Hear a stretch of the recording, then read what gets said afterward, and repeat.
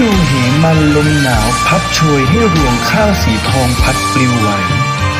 ดังหัวใจที่รอคอยคนรักให้กลับมาน้องเฝ้าคอยพี่ทุกเช้าค่ำจนแสงของดวงจันทราขอเพียงวาสนาให้น้องนี้ได้พบพี่ทุกชาติไปพวกเราโรงเรียนพระยืนวิทยาคารสังกัดองค์การบริหารส่วนจังหวัดขอนแก่นขอนำเสนอบทเพลงลูกทุ่งอันเป็นนิรันดร์ทวงรักฝากลมโอ้ความรักฉันและเธอนั้นแสนหวานแต่วันวาน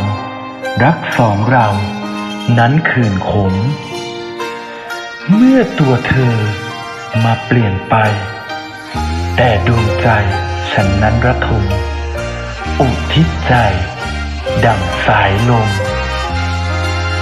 ให้รัก